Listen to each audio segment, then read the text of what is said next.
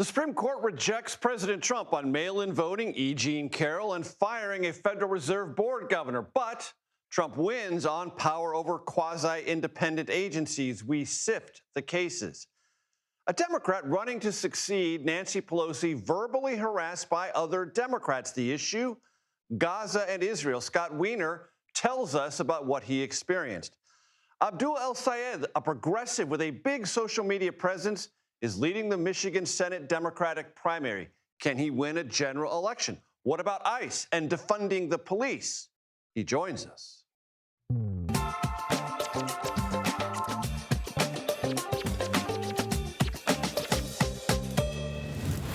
Hello, everyone. I'm Major Garrett in Washington. Welcome to the Takeout. This is our last week before we, as a nation, mark our 250th anniversary of independence.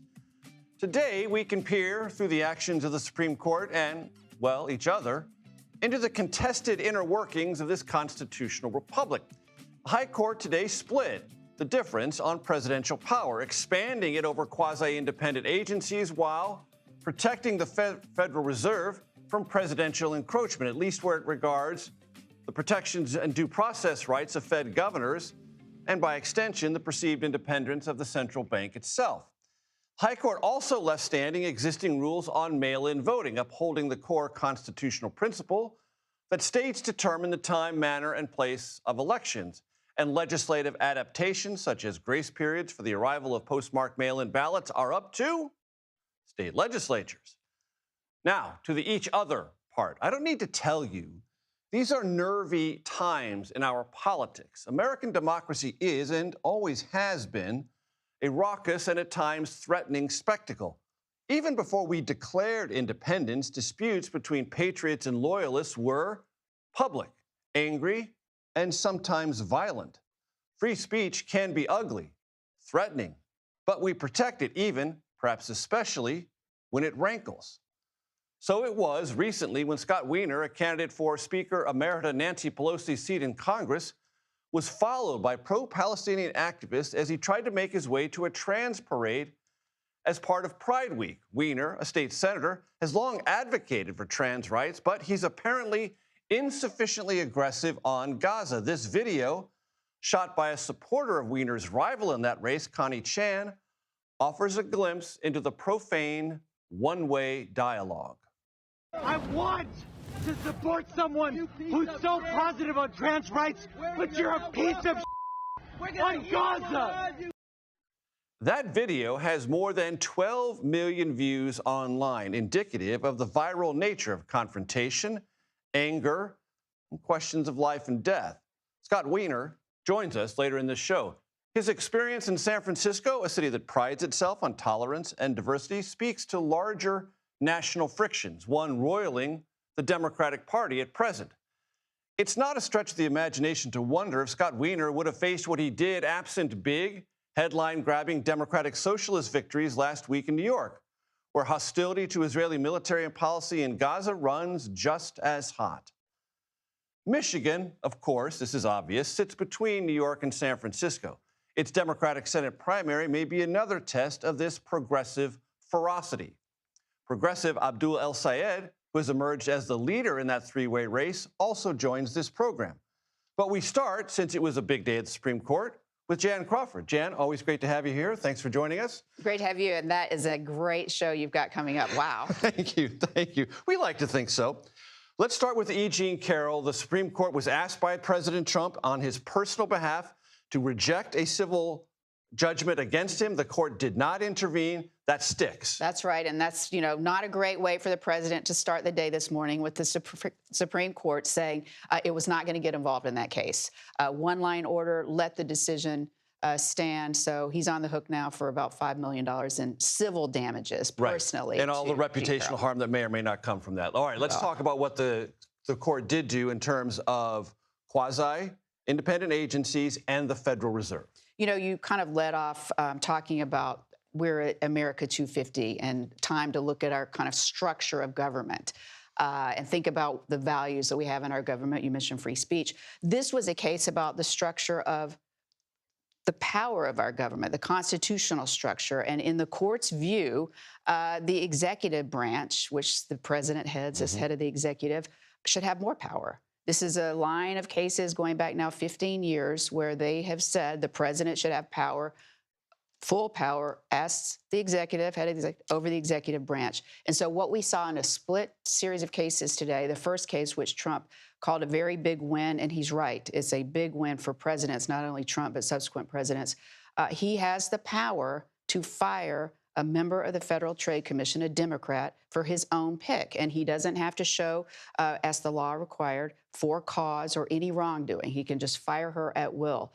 That's at odds with what Congress and how Congress created the FTC in 1914. And other similarly about 24 other federal agencies. Independent agencies. But the court, in its ruling by the Chief Justice John Roberts, said that the presidents, as head of the executive, have to have full control over these agencies so that voters know who to hold accountable. That is a line we've seen throughout the conservative legal movement for decades, this kind of faceless administrative bureaucracy. And so today, this was a big win. A win not for the only unitary for Trump, executive but theory of presidential the conservative power. How about movement. the Federal Reserve and presidential but there, power? They drew a line and said, but the Fed is different. The Fed is not this kind of independent federal agency that exercises executive powers. It was created to kind of oversee our monetary supply, which, could make it more of a quasi-legislative branch, actually. So it's different, and the president, if he is going to replace someone on the Federal Reserve, has to, again,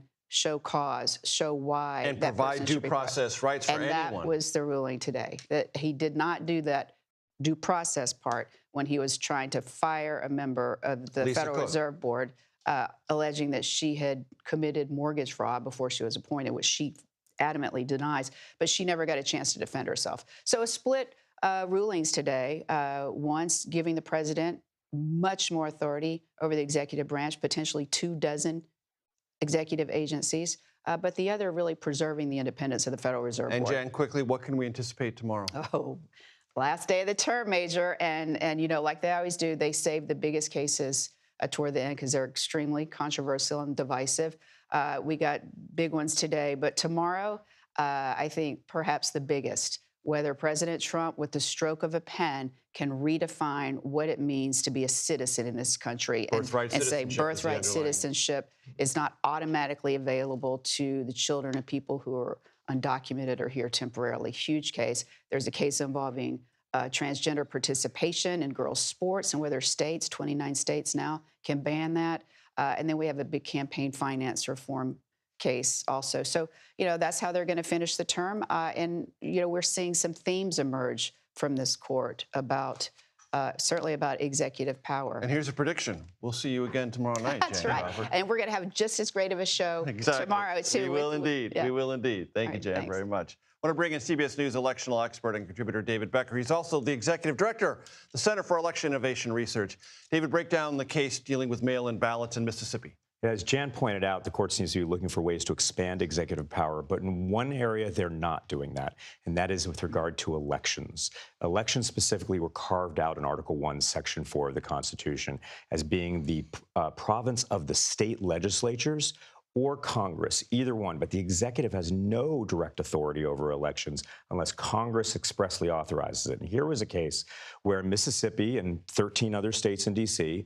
allow anyone who has voted by mail legally on or before Election Day to have their ballot returned by the Postal Service, received by election officials after Election Day. It's usually a grace period, essentially. Right. But it's more than this. These are ballots that were completed and filled out, and Justice Barrett was very clear about this. The voting process, the choice that was made in elections, was made on or before Election Day, as is required by federal law, but then put in the Postal Service. The Postal Service might take time to deliver them, and 14 states in D.C. have made the decision that any voter like that should have their ballot counted, and 30 states in D.C. have done that for military and overseas voters, which is really important. So this is good news for the vast majority of states that have decided through their state legislatures to count these ballots. And it's important to underscore that there's a verification process that every state goes through. So these are treated with the same rigor as every other ballot. Right. If someone had voted after Election Day, that's illegal. That ballot should not be counted anywhere in the country. But for all of these ballots, these are all by definition ballots that were cast on or before Election Day, put in the Postal Service, put in a mailbox, and then the U.S. Postal Service might have taken some time to deliver them. Quite frankly, given the challenges the Postal Service is facing right now, someone could have diligently put it in a mailbox 7 days or more before, and it might be delivered late. And so these states have decided we don't want to disenfranchise those voters. We definitely don't want to disenfranchise the military voters who rely upon the Postal Service. That's their only way to cast a ballot. They're getting their ballots. They're filling them out diligently, but I've done research on this in the course of my career. It can take 18 days or more for a mail ballot to come back to the United States and get to an election office. So Congress has already acted on this. I think Justice Barrett's opinion is really interesting. I think everyone should read it if you're interested in elections and the history of elections in this country. She did a masterful job of walking through the evolution of elections in this country, what Election Day meant, the long history of mail voting, and the long history we have over decades of states choosing to allow ballots that come in after Election Day to be counted anyway, and Congress knew this and had not legislated otherwise. Before I let you go, how far back does mail-in balloting go in our country? At least the Civil War. And we've had it consistently, and Congress has consistently legislated past that. At least since the Civil War. David Becker, thank you for that fun fact. President Trump announced that U.S. and Iranian officials will meet in Doha tomorrow. The Iranians have not confirmed this. His announcement comes after both sides, as you probably read over the weekend, exchanged a fair amount of fire. CBS News senior White House correspondent Weijia Jiang joins us now from the White House. What is the view there on the probability of these talks actually occurring and their agenda? Well, Major, according to the president, as you just laid out, these talks are happening, and he said he is sending his top negotiator, Steve Witkoff, and his son-in-law, Jared Kushner, to Doha tomorrow for very high-level talks. But, Major, the problem is the Iranians deny these high-level talks are happening. In fact, they say that while there are planned discussions happening, it is not with the U.S., it is with Qatari mediators, and it is to go through all the technical details in that memorandum of understanding that is supposed to happen before a final peace deal is negotiated. So we're looking at two very different views and two very different sides where these two parties can't even agree on whether the talks are happening or not. But the White House insists that they are. So tomorrow we'll have to get a readout from Kushner and Witkoff to see exactly who they were talking to and what they talked about. Weijia Jiang, North Lawn of the White House, thank you very much. I am joined now by Aaron David Miller, Senior Fellow at the Carnegie Endowment for International Peace, and I'm happy to say a friend of this program. Aaron David Miller, great to have you with us. Try to help us understand where we are in a process where we can't even get clarity on if something is happening and who's attending. Yeah, I'll do my best, Major. Thanks for having me. Look, failed U.S. and Israeli military campaign led to flawed memorandum of understanding, which has led to very flawed process of implementation. A serious negotiation depends on both parties having a shared sense of urgency, enough pain to motivate them to come to the table, and enough prospect of gain to keep them there. I think that we're watching two parties, Washington, Tehran, that don't have a shared sense of urgency. Remember what the Taliban said way back when about the U.S. policy in Afghanistan? You have the clock, they said, but we have the time.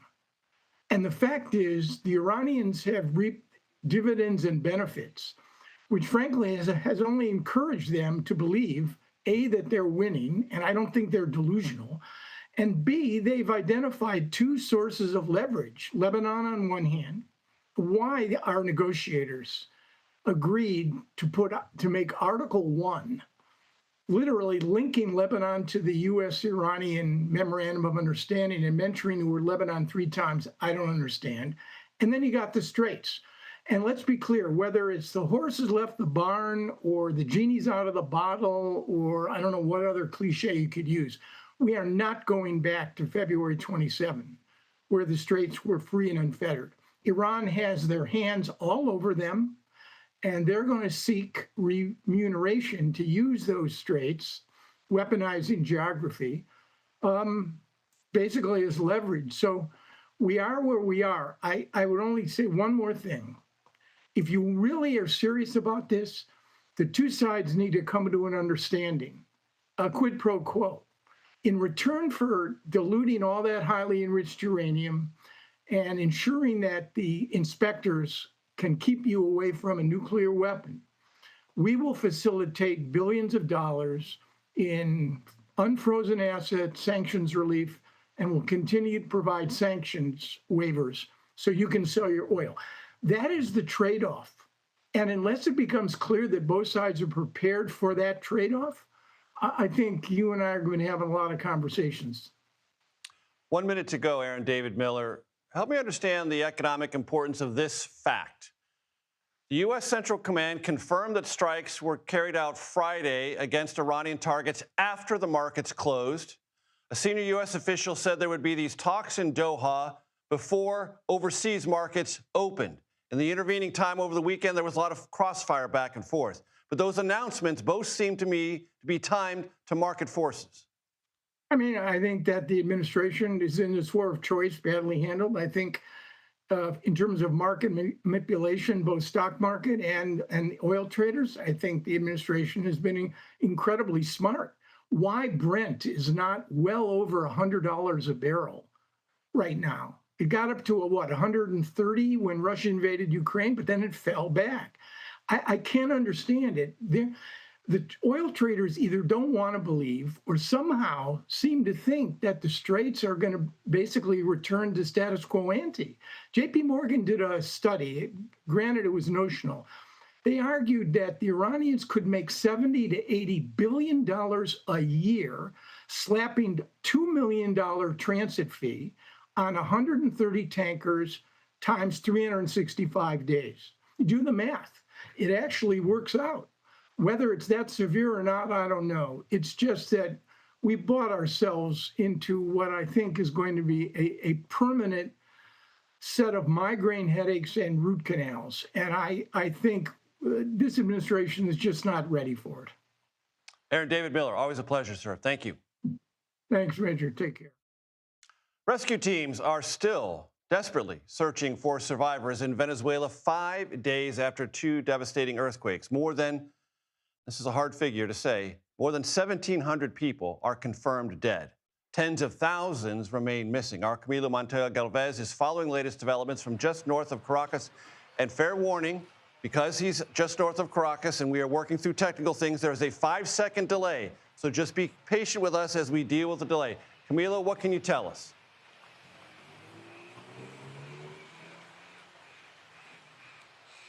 Utter destruction, mass destruction, devastation, and suffocating desperation. That is truly, Major, the only way to describe the situation here in La Guaira, Venezuela. This is now the epicenter of a dire humanitarian emergency. This coastal town was once known for its port and beaches, Major, but now it is known as the site of thousands of deaths and the site of potentially more to come. 50,000 people, according to the UN, are missing here in Venezuela following those two powerful back-to-back earthquakes. And we have spoken to countless families who have lost loved ones, their children, their spouses, their siblings, and of course, their homes. But we have also spoken to many people who are desperately looking for signs of life, who are desperately looking for their loved ones in piles of rubble, just like the one behind us. We have seen scores, dozens of buildings collapse, and now it is now a global effort to try to find some of these individuals. We have seen rescue crews and volunteers from the U.S., Mexico, France, Spain, Canada, El Salvador, Chile, other countries across the globe to come here to help and find survivors or to recover bodies. But it is now a critical time. After 72 hours, and it is now 5 days since the earthquakes, it is increasingly difficult to find people alive. But there are still signs of hope. In fact, just a block away, Major, security guards tell us that one person is stranded in an apartment building where he was working as a security guard. He's still there, according to rescue workers, alive somehow, but they have not been able to rescue him because they are concerned, Major, that if they intervene and try to get into that building, the entire building will collapse, putting everyone in danger. Camilo Montoya Galvez, thank you very, very much. The Senate Ethics Committee today dismissed allegations of sexual and campaign finance misconduct leveled against Arizona Democratic Senator Ruben Gallego. In a letter to Gallego, a possible 2028 presidential candidate, the committee said it found no evidence of violations of federal law, Senate rules, or related standards of conduct. That's a quote. You may remember on April 16th on this program, Florida Republican Congresswoman Anna Paulina Luna, for the first time, name-checked Gallego and suggested he may have been involved in inappropriate sexual conduct up to and including sex trafficking. Gallego requested an ethics committee investigation of those charges and others Luna levied dealing with campaign finance.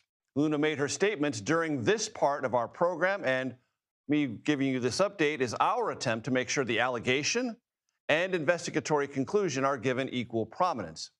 Earlier today, actually just moments ago, Axios reported the Justice Department has opened a separate investigation into Gallego on campaign finance issues. A spokesman for Gallego told Notice, as reporter Oriana Gonzalez, that President Trump is now targeting the senator and weaponizing the DOJ. Oriana will join us later in the show as part of our reporter panel. Still to come.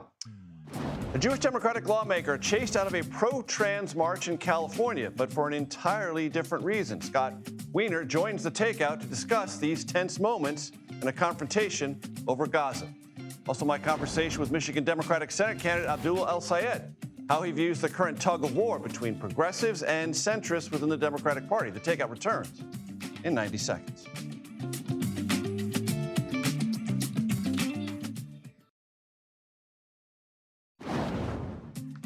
Welcome back to the Takeout. Welcome to the Conversation Corner. Despite being a prominent supporter of the LGBTQ plus community, California congressional candidate and current state senator Scott Wiener was forced to leave a pro-trans rights march on Friday. The point of contention, situation in Gaza. Listen. You've been wonderful for trans people, and you've been terrible. And you've been terrible. You've been terrible. You've been terrible on Gaza. Protesters in San Francisco's Dolores Park surrounded Wiener, who is Jewish. Now, he's on the record saying he believes Israel's military actions in Gaza amount to genocide. He says this is the first time he could not participate in the march since it began in 2004. And Scott Wiener joins me now. Scott, was what happened to you on Friday protected First Amendment speech or something menacing and therefore possibly criminal? This went beyond free speech. I represent San Francisco. We have a very robust democracy, and people do not hesitate to tell me when they agree or disagree with me. People will challenge my views. We'll have conversations. People will sometimes record me, and that's all fine. That's all protected First Amendment speech. Here it was different. I went to the park to attend the trans march, attending a trans-led Pride Shabbat first. And these folks ran towards me and swarmed around me. A few of them touched me, and they were, screaming at me while they were doing it and trying to bully me and intimidate me out of the park. And I ended up leaving because it wasn't safe for me to remain. They were also lying about my record on Gaza. They were talking about how I have, quote unquote, Israeli handlers, which is a classic anti-Semitic trope about Jews having dual loyalty and not being loyal to the U.S. And it was just well beyond free speech, and it's really harmful to democracy. You felt for your physical safety? I did. As it was unfolding, I decided instead of going to where I was going to go in the park to attend this trans-led Pride Shabbat, I decided just to keep walking through and out of the park, because if I stayed in the park, I was fearful for my own safety, and I was going to be meeting up with staff and then the trans folks who were leading the Pride Shabbat. I was worried about their safety as well, and I thought under the circumstances, as much as it pained me to leave, because I have been attending for 22 years and I work extensively with trans leaders, legislatively and otherwise, it was painful, but I thought it was for the best. Do you believe this was an example of the volatility within certain progressive corridors of American politics about Gaza and Israel, or something that was straight up anti-Semitic? Well, I think both. And just to be clear, a large majority of the people who are at the Trans March are not like that and are very welcoming. I know an enormous number of people, trans and non-trans, who were at that march. And so that was not reflective of most of the people there. I want to be really clear about that. But what they were doing is goes well beyond division within the Democratic Party. There is division, and that is healthy and normal, and we can have that conversation.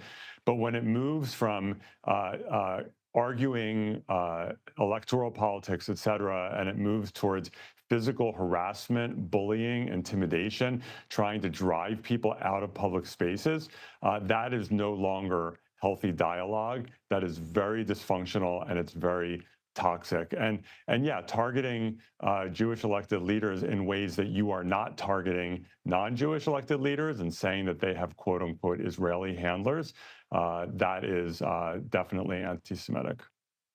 What message would you take on Gaza to Congress should you be elected? Yeah, so Israel is home to half of all Jews on planet Earth. It matters to Jews globally. I want it to exist and to be successful. And I also abhor the abomination that is the Israeli government, which committed genocide in Gaza, is destroying southern Lebanon, is dismembering the West Bank, and is making Palestinians and Jews unsafe. And so I don't think that we should be funding the Israeli military. We shouldn't be funding the destruction of Palestinian communities. And we need to work toward peace, where Israel and Palestine can coexist and live side by side in peace. Bottom line for me, I don't want civilians to die, whether it's Israelis on October 7th or Palestinians in Gaza or Lebanese or anyone else. I don't want civilians to die. Very quickly, do you believe the Netanyahu government, the Benjamin Netanyahu government, ought to take as a cautionary tale what you've gone through, the election results in New York, and other fissures within the Democratic Party, that something is happening in America to the conversation about Israel and Judaism writ large that they should take heed of? Well, Benjamin Netanyahu does not care about Jews in other parts of the world. And he abuses his relationship. Jews in the U.S. and elsewhere care about Israel, and Netanyahu manipulates and abuses that relationship in ways that deeply harm Jews in the U.S., in Europe, and elsewhere. Netanyahu's actions help fuel anti-Semitism. I want to be clear, anti-Semitism already existed. It is deep on the far left, on the far right, but Netanyahu makes it worse. And so he doesn't care about American Jews.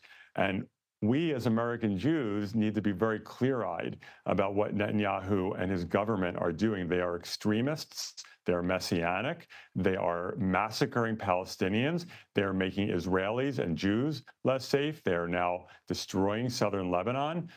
It's unacceptable, and we need to be clear-eyed about that. Scott Wiener, I appreciate the time. Thank you. Thank you. Still ahead, New York City Mayor Zohran Mamdani takes a rhetorical victory lap after last week's primary victories of candidates he endorsed in New York, some of them Democratic socialists. What does it all mean? He has some thoughts. You're watching The Takeout.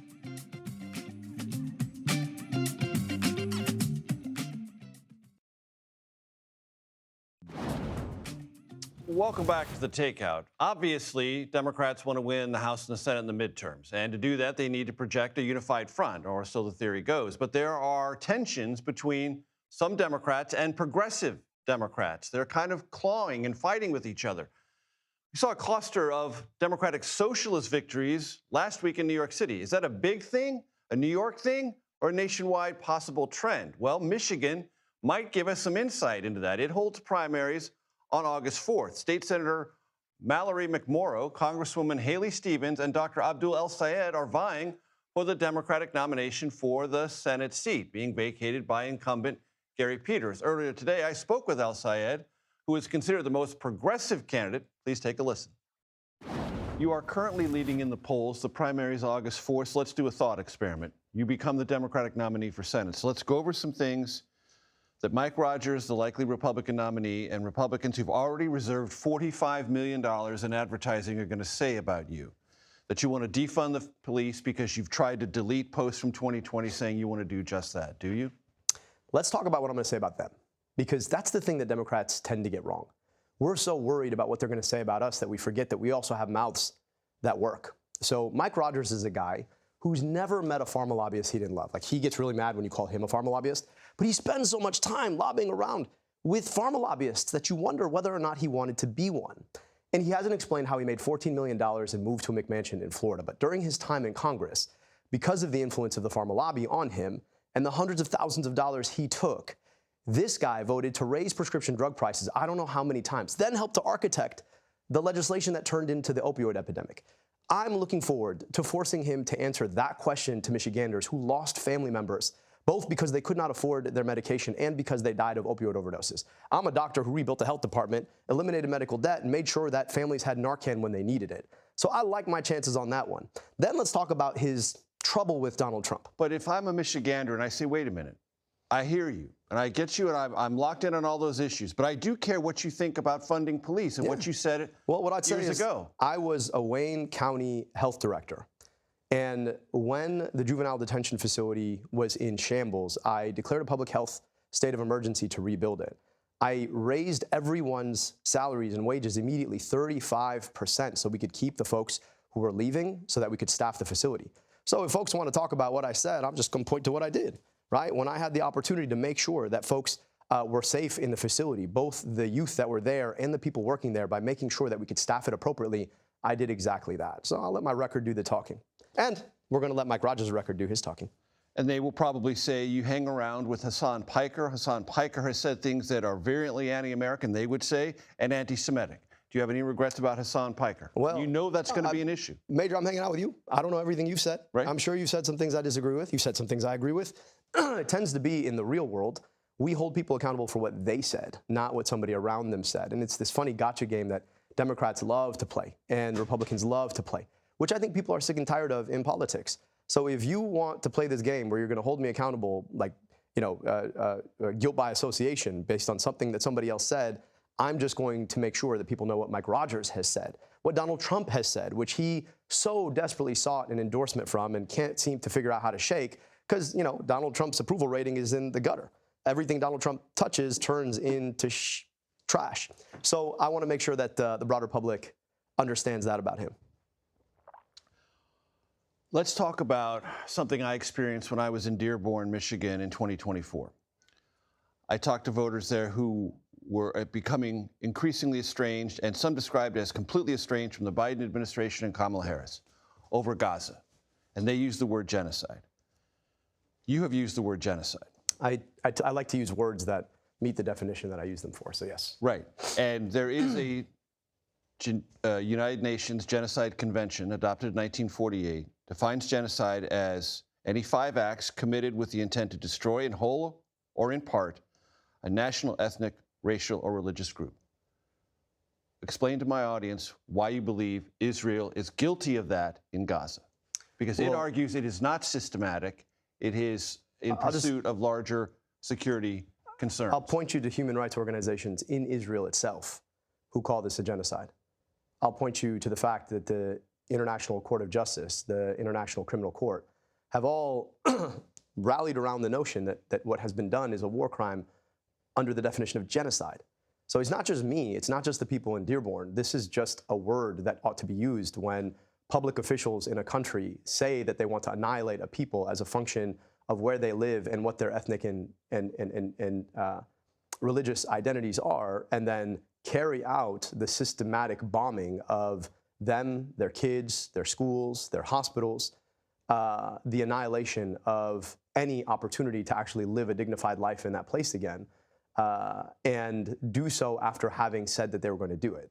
I don't know what else to call that except for a genocide. Like when you target the Palestinian people as a function of their being Palestinian, and then try to move them into neighboring countries because they speak the same language, you commit war crime after war crime targeting their infrastructure, their schools, their hospitals. I don't know what else to call that. I mean, I guess, Major, what I'd say is what else would you call that except for trying to tiptoe around the interests of the foreign government who did it. I mean, what's the other word? And that word and the willingness to say it has, in many races, possibly also in this one that you're involved in, had a galvanizing effect with younger voters. Why do you think that is? This is a moral Rorschach test. Like, if you can't identify the systematic murder of tens of thousands of kids as a genocide, and then you want to say that you're a fighter for human rights and dignity, that's just hypocrisy. So I just think that if you can't call the most heinous violation of human rights what it is, it's hard for me to believe that you're going to go and fight the Trump administration or fight the pharma CEOs or fight the health insurance CEOs who are making my life unlivable. You can catch my full interview with Abdel El-Sayed. It runs almost 30 minutes on YouTube and your favorite podcast platform. Quick note, all the other Senate candidates in that race, welcome for that same treatment here in studio. 79-year-old Massachusetts Democratic Senator Ed Markey gets an endorsement from a high-profile U.S. senator. Spoiler alert, it's Bernie. Next, our panel weighs in. You're watching The Takeout. Welcome back. Reporter panel time. Let me introduce you. Oriana Gonzalez, politics reporter for Notice. Remember, that's News of the U.S. Julia Manchester, White House correspondent for The Hill. Oriana, let's start with you. Ruben Gallego, very busy inbox today. Inbox from the Senate Ethics Committee on a bipartisan basis. You're cleared. We found nothing.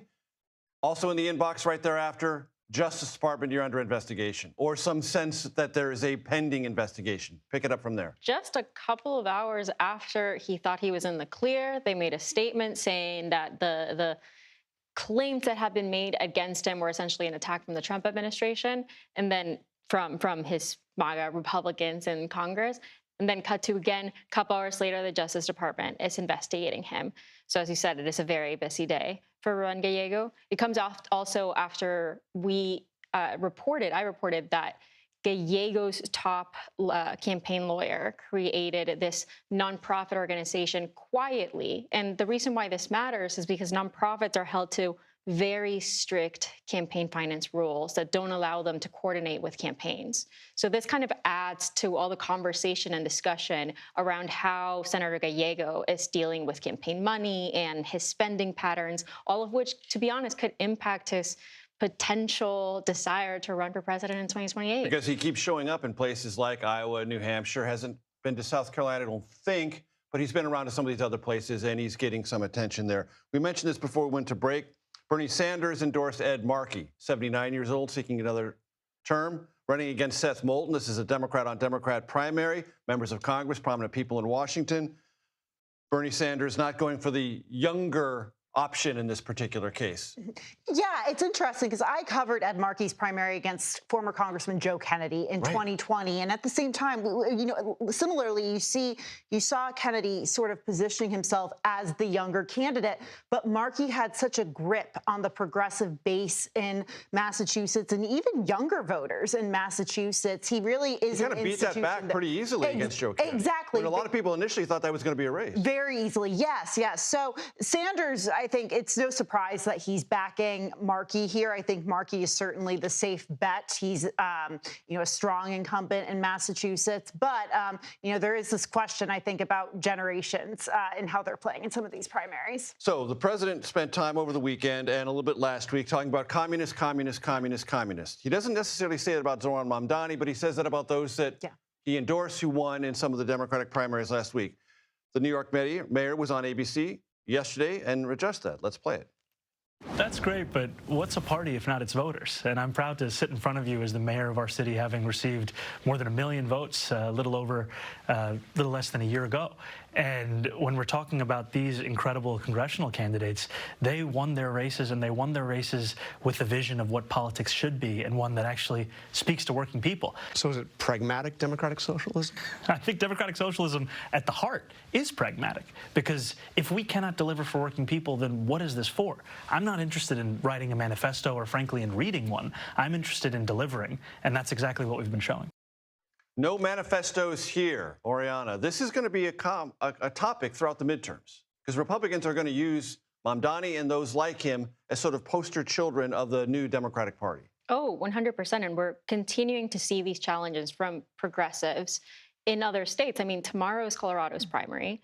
And we have two or three races to watch very closely there. In the House, in the Senate, and for governors. Race, yes. Like all these branches essentially are getting these challenges for progressives, all of which want to see a repeat of what happened in New York. And of course, Republicans are going to take that as an advantage to paint the Democratic Party as a whole, the Democrats in Congress, as too far left because they understand that it can help them with their base. And Julia, as captives of this radical left. Yeah, absolutely. And look, Trump will lead that. He's already leading that. I think his comments at the Faith and Freedom Coalition speaking to conservatives on Friday was him dictating that messaging, not only to Republicans across the board, but maybe even vulnerable Republicans in terms of how they message at a time when the economy is not going the way the Trump administration perhaps wants it to go. But talking to Democrats about this, they say, look, this is the only thing they have right now. They're grasping at straws. Meaning Republicans. Yes. So this is what they're referring to. You know, I'm a little skeptical as to whether this works in swing districts with moderate Democrats. But, you know, we'll see. It seems like it's something that President Trump is pushing. It is what they have, and for the moment, they're using it. That is to say, Republicans. Oriana Gonzalez, Julia Manchester, great to have you with us. Remember, the candy does not eat itself. Next, our nightly look back at when CBS celebrated America's 200th birthday. How two trailblazing women helped bring in our bicentennial in 1976. You're watching and very much enjoying, as you always do, The Takeout.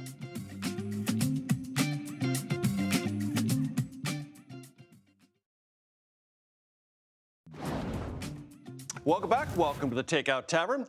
This is our last week for Bicentennial Minutes, and we're not going to have a show Friday, so just 4 days left of these archived gems honoring American history as part of the prelude to our 200th anniversary, our bicentennial.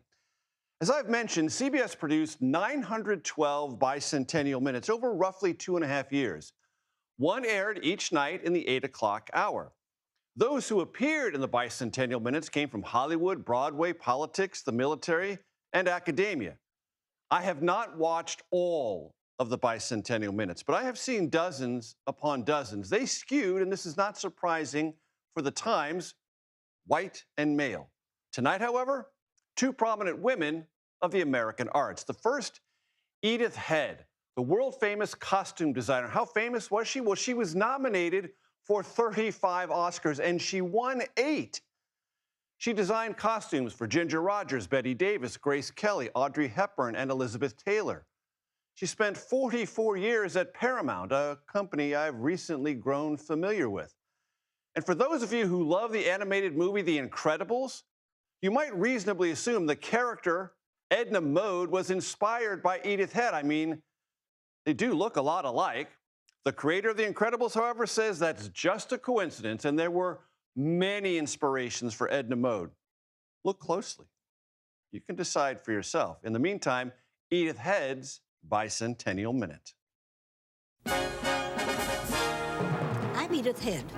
200 years ago today, General Israel Putnam's wife and daughters were spinning flax for linen hunting shirts for the American Army. Before the Revolution, linen cloth was imported. Now everything had to be made domestically. Most of the new recruits in New York were to get new hunting shirts. They were supposed to strike terror in the enemy, who thought that every Yankee dressed this way was a super marksman. The women spun, but the war spun forward faster. Many men would go to the Battle of Long Island without their new shirts, unable to scare an enemy who was better equipped, better uniformed, and waiting. I'm Edith Head, and that's the way it was. Judith Crist is next. Not a household name now, but Judith Crist was in the mid-1970s. She was among the very first full-time female movie critics to work for a significant daily newspaper. She also appeared regularly on The Today Show, which is on some other TV network. She also wrote for TV Guide, among the best-selling magazines in all of America in the 1950s, 60s, and 70s. Judith Crist's Bicentennial Minute.